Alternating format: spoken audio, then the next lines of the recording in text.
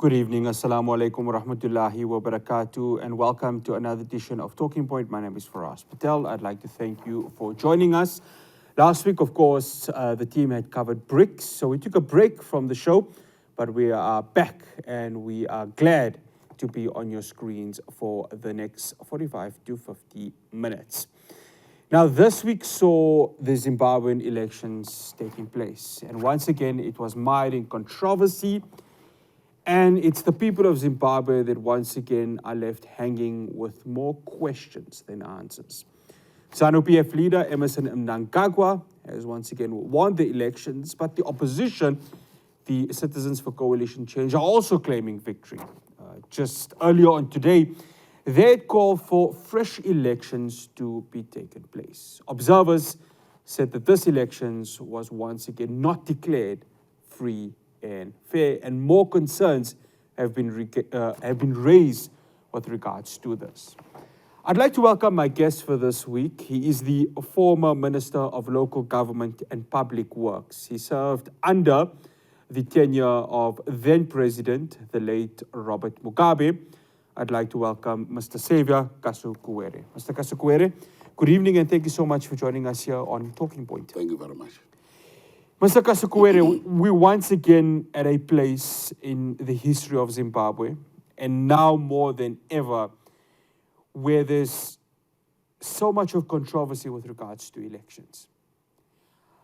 Let's first talk about what happened this year, because it just seems to be a sense of distraught for the Zimbabwean citizens that, again, this elections is mired by controversy, when there just seemed to be a sense of renewed hope for the citizens that change could happen? Well, I would obviously, as a Zimbabwean, like to see change, like to see development of my country. I don't want to be prescriptive and say it's just about change. It's a whole plethora of steps that must be taken to resolve the political, economic, and social quagmire our country finds itself in. The one-day event of an election is not good enough. I believe more than that, we have to come together and cure the hatred that sits amongst the people of Zimbabwe, especially at the top leadership level. Intolerance, intimidation, suspicion, and this sense of entitlement. So even as you talk about the elections, I think to an extent, you don't expect much, because whoever is the levers of power is busy from day one organizing how to shut others out. But I think the long-term consequence of what we're doing, what the leadership is doing, is we continue to put our people through very difficult situations, pain, anguish, poverty, you name it. So, whereas we should be thinking carefully and having the national interest of saying, how do we extricate our country out of this mess that we find ourselves in? How do we reestablish the social contract? We're nowhere near that. We are now saying, what are the numbers? How can I cheat him? How can I add plus and subtract 5? It's a game which actually looks very, very small in terms of, you ask yourself, you pull back and say, I mean, what nonsense is this? What is the outcome? I was a player, I'm a player. I wanted to stand for the presidency, and a spurious application was made against me by what we term tortoise on the shell. The ruling party will put somebody to go against you in the court of law, and everything is organized systematically. I want to bring that up because you wanted to contest as an independent candidate. Yeah. I mean, I'm sure you're feeling disappointed that you couldn't go back home, because I'm going to touch later on about your exile when the coup happened in 2017. But there's a sense of disappointment from your side, isn't there, that here's an opportunity for me to make an effort or an attempt to change Zimbabwe, and all of a sudden, through the courts or whatever powers may be, they just blocked you from it happening. It's so naked. You could actually see the script, how it plays out. So from the day I saw an application being made against me, I knew that the outcome of this election was one way. You have a person now deciding who should be my opponents. What will I do? So there's a whole script planned from A to Z. Okay, if I'm left with one person here, I'll cheat here and there and confuse a few people, threaten 10 people, and then there will be some noises, then I'll wait, and then. But at the end of the day, it's our country. And that is where my pain comes, to say, what does this mean to the old folks in the rural communities? Those children who want proper education. I spent a bit of time outside my own country, and it has given me an opportunity to see what other people do and how other nations are progressing. Yet we are mired in conflict. We are mired in hatred. We are going backwards. We're not moving forward. Mr. Kasukuwere, we spoke off air just before we started this broadcast that polling stations, there were certain times for year, but the two main ones, Harare and Bulawayo, those times were changed to the evening. Was it over already before it started, these elections? Again, you when you look at it, you just say, this is chicanery, broad daylight stealing. The printing press, if everything was printed in Harare, it's in Harare. I'm sure one of the polling stations is not 500 meters away from the printing press. Now, that station could not open on time at 7. But a station which is in some rural areas where people have been cajoled to vote in a given way, the papers are there. But because the urbanites have a sense of balance, in other words, I would say, you know, the literacy rates are high. The whole country is literate, by the way. But you can't push them. You can't commandeer them because they don't need fertilizers, they don't need this, which the government will say, if you don't do what we're doing, we'll not give you the following. So you get urbanites being denied the right to vote on time, thus suppressing the voters. So a voter who was supposed or who had planned to go and vote at 7 a.m. find themselves having to be on the queue for the rest of the day.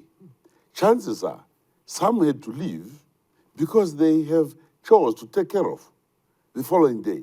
What about if there's a flight pilot who had just come to vote on the Wednesday, but is in Harare, and the papers are not available? Even if there was a statutory instrument, that then say, no, you can vote tomorrow. But already this voter has been lost. So it's a very well-planned suppression. It's a tactic, but a tactic that is so naked and so obvious. There is no logic because it's in plain sight for anybody to say, come on, but why doing this? Mr. Kasukuwere, the Citizens for Coalition for Change, obviously being the main opposition, they had sung a good song, they had won some of the metros. But the ZANU-PF were not able to get that 5 million votes, right? I want to touch on that because it's quite a significant number. Previous elections, it would have been probably more. That number in itself, surely that would give an indication that power would be swayed in favor of the opposition. Maybe not total power, but something would have been swayed in favor of the opposition. Again, I mean, it just shows that there just seems to be not just hurt, but also an unfairness of how this election was conducted. But I think this is the report by the monitors, Yes. OMs, observer missions have spoken about, that there are many elements that show that the elections were not conducted in terms of the law of the land, in terms of regional standards, and they fall short of the expectation of international guidelines. After the break, I continue my conversation with Saviour Kasukuwere. We'll be talking about the elections that just took place in Zimbabwe and the controversy with regards to that. Do stay tuned to Talking Point.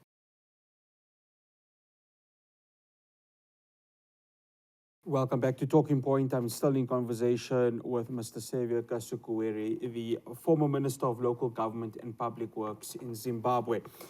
Mr. Kasukuwere, we saw during the week the CCC were giving a media briefing. The world media was there.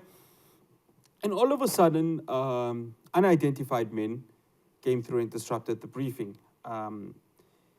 Leading up to the elections, obviously, there was less violence than there was probably before. But that incident right over there just showed that, I mean, the more things change, the more they remain the same. You see, I think they've done very well to disguise the naked aggression. The world was going to perhaps leave Zimbabwe and say, oh, everything is super. But you see, I always use the analogy of the stepson. How stepchildren are looked after in many homes. You know, when visitors come, especially from whichever side, say the husband's side and his stepson, the wife will be very kind, you know. She'll be looked after, you'll be looked after. I say, no, come and sit on the table, if it's stepson. But the moment the visitors go, that kid has to deal with serious consequences. Why did you come on the table? But Mommy, it's you who invited me. Now, this stepson, lucky enough this time around, it happened before the world could even go. I mean, how on earth do you go to disrupt a press conference? Now, you can see that they were not ready to hold back. The claws were still out, and they had to embarrass themselves. It was an embarrassment. And that's a press conference with the rest of the world. Why do you react like that? Why do you talk of a warrant of arrest to promise Mkwananzi? Just because he's holding a press conference, why not wait? Now, it is a stain on a process which could have gone on well. But that, again, kind of like lifted the facade. That actually there's a more bigger problem than what we're talking about. And this is what the stepchildren are going through in Zimbabwe. Mr. Kasukuwere, is it safe to say, I mean, on paper, Zimbabwe is still a democracy. But has Zimbabwe gone past being a democracy now? Given what has happened in the last few days, given what happened where you have a media briefing and you have unidentified men, wherever they are, coming and disrupting a press conference, and just maybe the way things are being conducted within that country, is it safe to say, or am I exaggerating, that Zimbabwe is long gone past being a democratic country? I think it will not be smart to put Zimbabwe in the same line with democracy. Just call it Zimbabwe. Yeah. Let's leave it there. Let's not add anything else. Whether Zimbabwe is or not, it's just Zimbabwe. Because to even talk about democracy, whether you use the narrow reading of the word, narrow definition of democracy, we still don't qualify. Because the expectations of a democratic nature or the tenets of a democracy require that people make decisions willingly on their own without being cajoled, put under pressure. It doesn't appear like we're anywhere close to that. Remember, the background to this administration is the military. They did not come through the ballot. They came through the bullet. So even if you try and put lipstick on a pig, it won't change. 2017, November, I survived the assassination attempt and many others, right? This is how this regime came about. So what are you dealing with? You then call that a democracy. You then even actually have the audacity to say, we are talking about a revolutionary movement. Which revolution does? This is exactly what you're seeing now in West Africa. Yeah. We are going to touch on that in the next segment because I want to speak about what happened in November 2017. Mr. Kasukuwere, the AU. Now, I know people have raised questions about, is the AU strong enough to assist in moments like this? SADC, I know the elders of SADC went. Many from South Africa went. As a Zimbabwean, does it leave a bitter taste in your mouth that they just seem to be toothless with regards to what had happened? Or were they coerced into maybe not doing anything? I mean, the AU has collapsed. I think Musa Faki, the head of AU, has failed. To be honest, he has failed. The Olusegun Obasanjo's, the Thabo Mbeki's, Robert Mugabe's, Nelson Mandela, they were strong. Even when the AU was reformed from the OAU to AU, the Constitutive Charter, these men and women were very clear about what they expected. Now, the moment you have a weak leader at implementation, it ends there.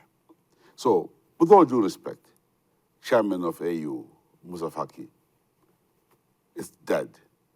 This institution, that's why now the coups have become the new way of removing leaders who ordinarily should have stepped aside.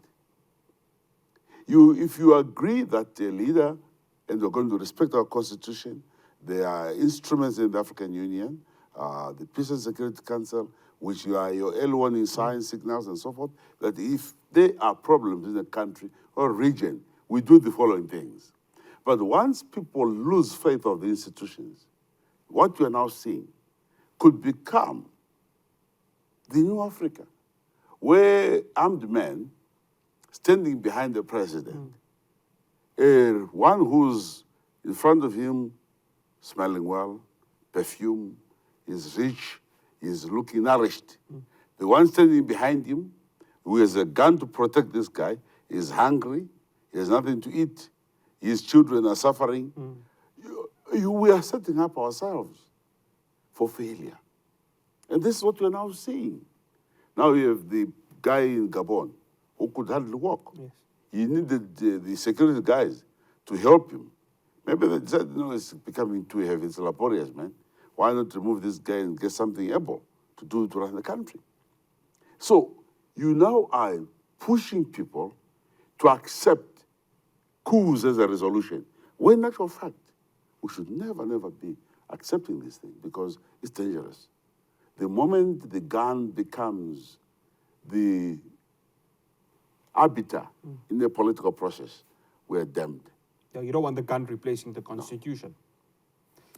This is what we're now dealing with. So you're seeing this wind blowing.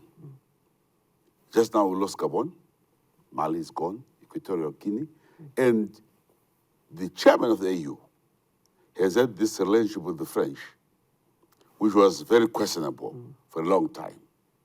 And now look at how even the French interests, which obviously are a cause for concern.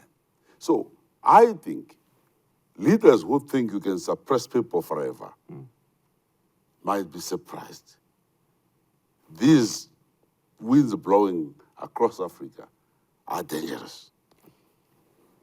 Late Robert Mugabe always resisted international interference. I know he had the famous tit-for-tat with former British Prime Minister Tony Blair. And now you see the United States and the EU expressing concern. Now, whether the concern is genuine or not, that is open up for discussion. But surely as Africans, surely as Zimbabweans, you do not want to have foreign interest in a situation like this where democracy is not being practiced, because it's something that Africans just don't want to have. And surely as a Zimbabwean, you would be concerned that there's just too much of international interference or international concern about what's going on. Well, it starts with the leaders who have embraced Tony Blair, who have become very close to the British, and who seek validation in Washington. So the moment you have sought validation there, and you have gone to Washington, you talk of re-engagement, you have invited, I mean, it's Mnangagwa who invited the EU to come to Zimbabwe. Now, once they've come, he is one who invited the Carter administration and the Carter Foundation Center to come. Now, you have invited them, and they've made a finding. Why then do you turn around and say, no, these are imperialists? Why did you invite them in the first place? You can't have it both ways. If you are going to be pro your people, pro-African, pan-African, do just that. But the moment you enjoy to be accepted there, and there are conditions to sit on their tables there, then they'll follow you and say, okay, Mr. Man, you want to sit with us? Yeah, I'm a very good gentleman, fine. Can we have a look? Let's do a due diligence on you. You fail it, then they write and you say, no, those people are imperialists. Come on, that's double speak. After the break, I continue the conversation with Mr. Saviour Kasukuwere. We're going to be looking back to that day in November 2017 and how it has changed the course of Zimbabwean history. Do stay tuned.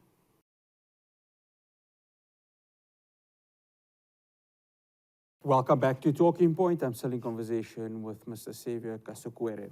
Mr. Kasukuwere, let's go to November 2017.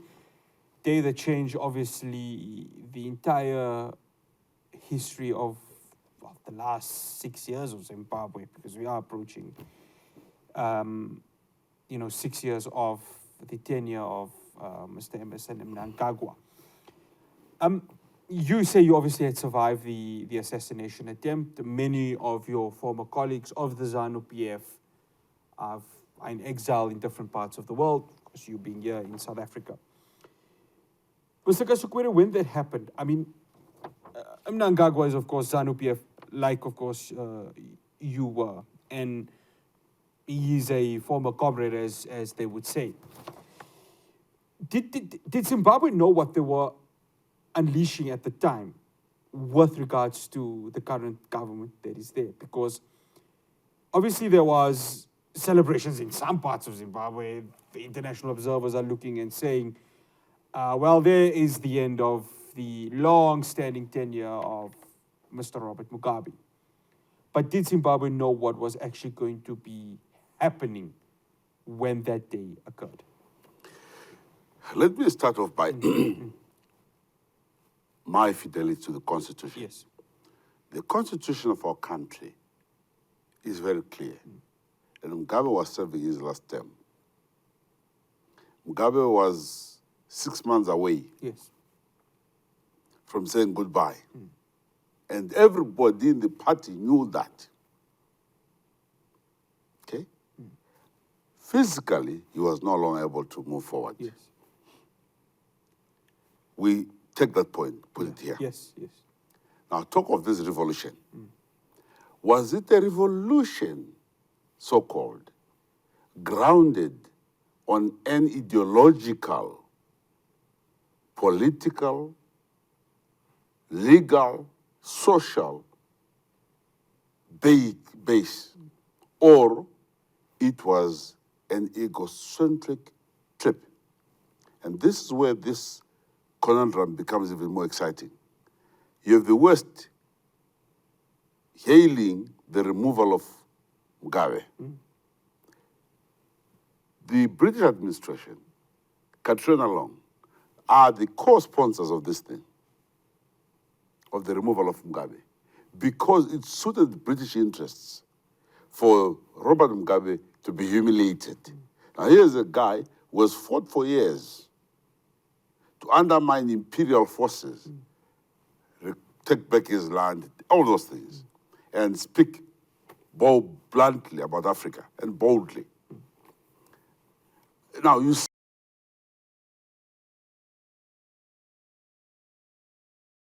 welcome back to Talking Point. We're wrapping up the discussion with Mr. Saviour Kasukuwere.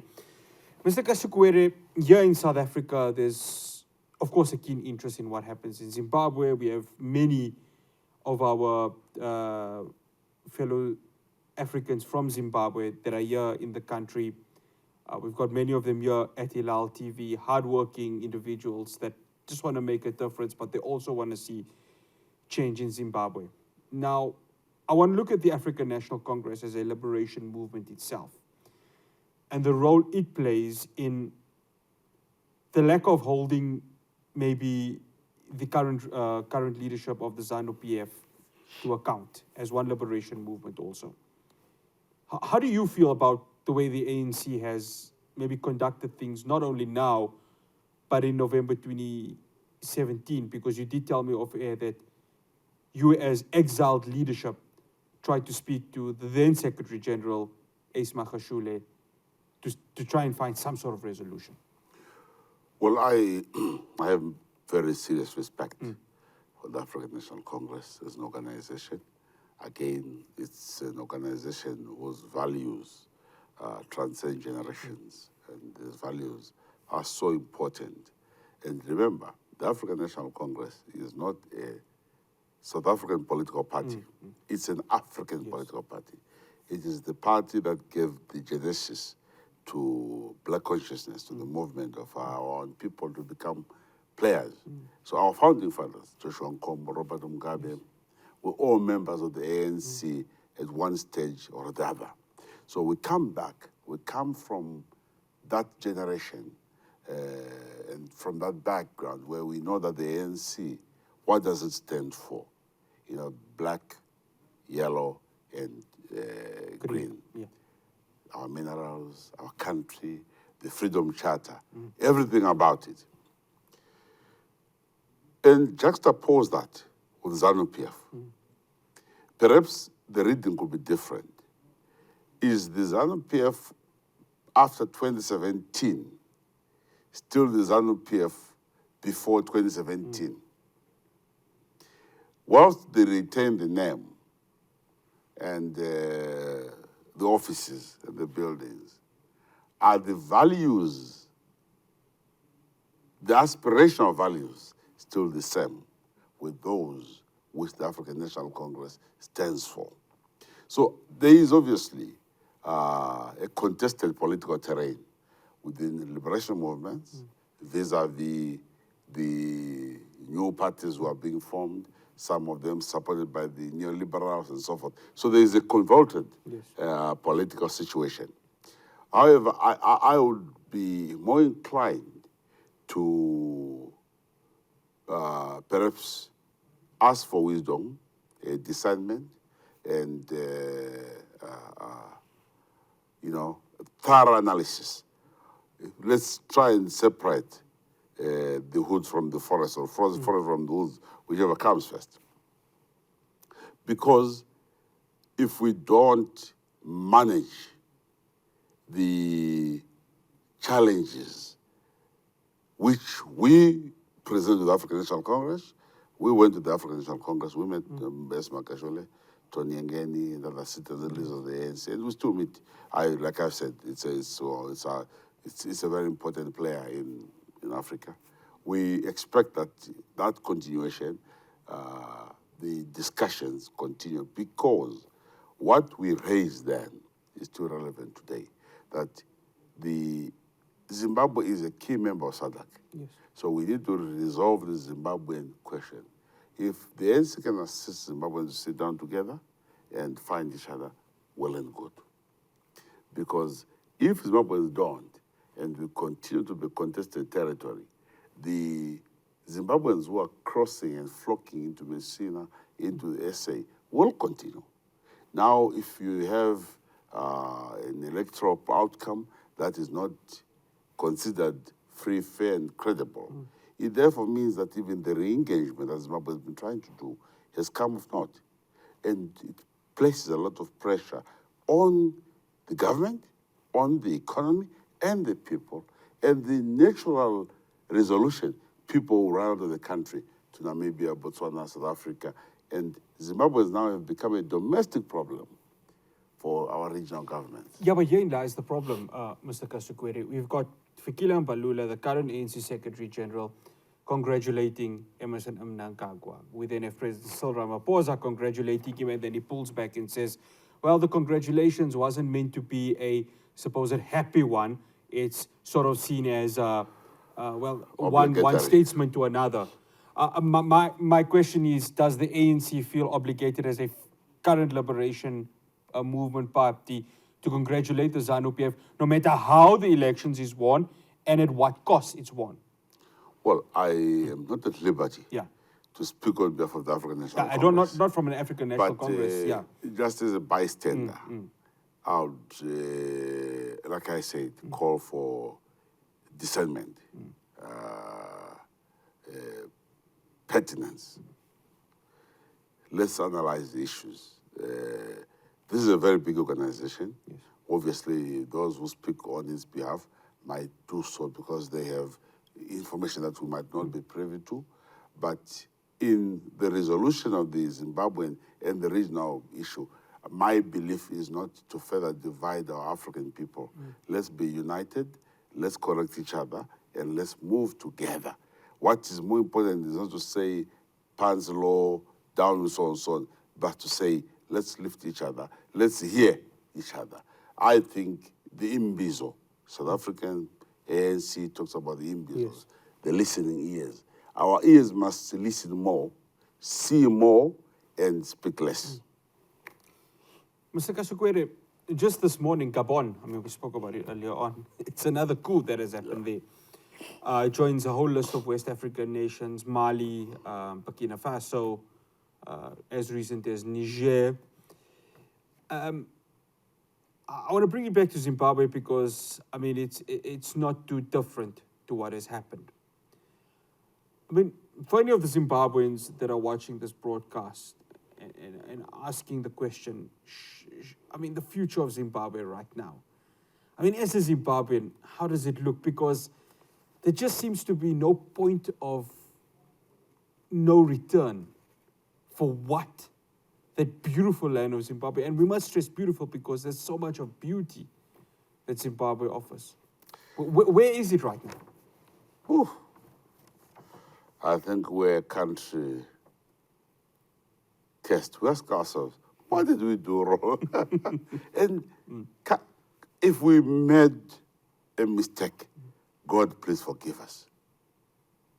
Who should we go to say, Enkos in Kulunkulu, we are so sorry. Can you allow us to be people again? Where there's amity, where I can visit a friend's house in any part of my country, where the leadership is not our preoccupation, but growth, health, education, and happiness is what drives us. The Americans talk of the pursuit of happiness. In my country, we are now talking about the pursuit of power at all costs. So, this is a very profound question you've raised with me. I don't know how to answer it because perhaps the only answer is when you get your tears down the cheek. But you speak about, did you guys do anything wrong in the past? As a ZANU-PF member, because when I speak to Zimbabweans, they always talk about the past and they talk about the pain of the past. That's why I said we now don't know what we did and didn't do.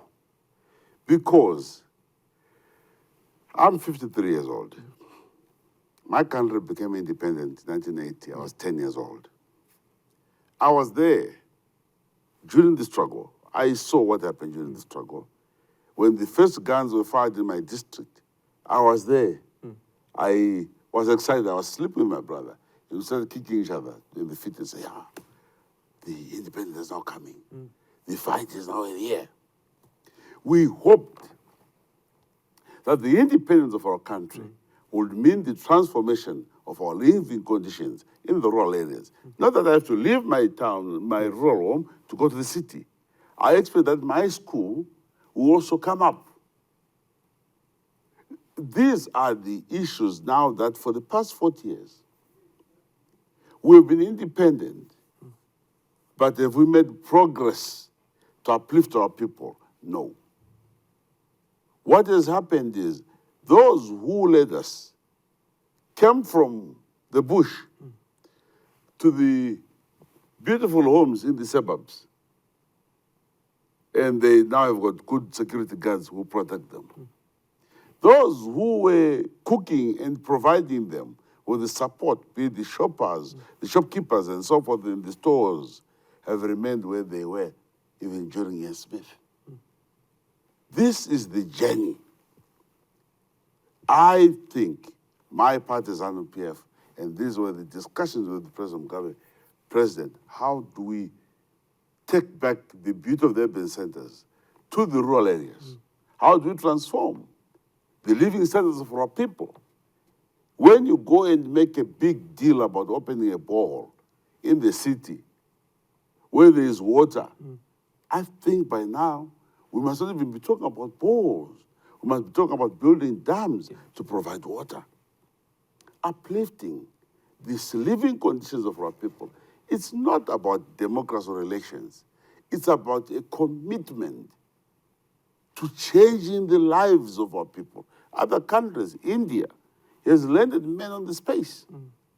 We haven't started talking about, we haven't even started teaching children about the space. We're still fighting amongst ourselves. This is the tragic situation my country finds in. Mr. Kasukuwere, I have to stop you there. Time is against us. We'd like to thank you so much for joining us here on Hilaal TV.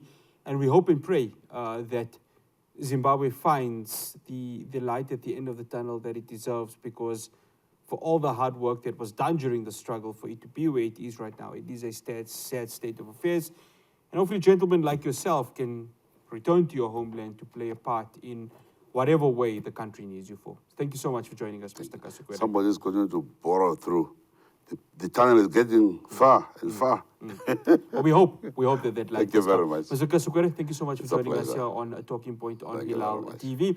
That's all we have for you here. Do join us again, same time, same place next week. From myself, Fahraaz Patel, and the rest of the team. Assalamu alaikum wa rahmatullahi wa barakatuh.